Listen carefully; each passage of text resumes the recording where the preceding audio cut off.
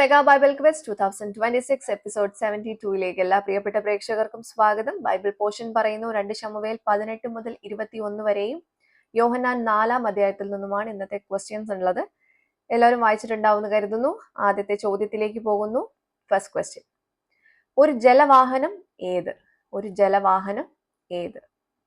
രണ്ടാമത്തെ ക്വസ്റ്റ്യൻ, ഒരു രാജാവ് തന്റെ മകനെ 5 പ്രാവശ്യം ആവർത്തിച്ചു വിളിച്ച ഒരു പദം ഒരു വാക്യത്തിലുണ്ട്.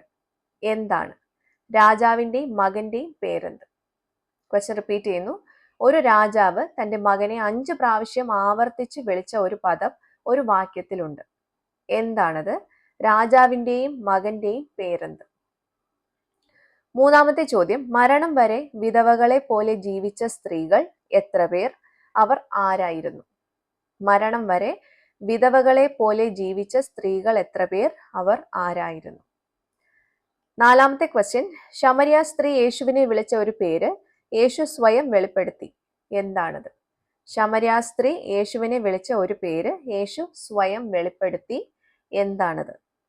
അഞ്ചാമത്തെ ക്വസ്റ്റ്യൻ, മേൽക്കൂരയുള്ള പ്രവേശന കവാടം, സൗധം എന്നീ പദങ്ങളുടെ അർത്ഥം ചേർന്നു വരുന്ന ഒറ്റ പദം ഏത്? മേൽക്കൂരയുള്ള പ്രവേശന കവാടം, സൗധം എന്നീ പദങ്ങളുടെ അർത്ഥം ചേർന്നു വരുന്ന ഒറ്റ പദം ഏത്? അപ്പൊ ഇതാണ് ഇന്നത്തെ 5 ക്വസ്റ്റ്യൻസ്. എല്ലാവർക്കും ക്വസ്റ്റ്യൻസ് മനസ്സിലായിട്ടുണ്ടാവുമെന്ന് കരുതുന്നു. വായിച്ച പോർഷനകത്തു നിന്ന് നല്ലപോലെ മനസ്സിലാക്കിയിട്ട് ഉത്തരങ്ങൾ വിത്ത് റെഫറൻസ് താഴെ കാണുന്ന വാട്സപ്പ് നമ്പറിലേക്ക് അയച്ചോളൂ. ഇതിന്റെ ആൻസേഴ്സ് നാളെ റിവീൽ ചെയ്യുന്നതായിരിക്കും. അപ്പൊ ഇതിന്റെ ഉത്തരങ്ങളുമായിട്ട് അടുത്തൊരു വീഡിയോയിൽ കൂടെ നമുക്ക് വീണ്ടും കാണാം. Till then, it's me, Angel, signing off. Bye and take care.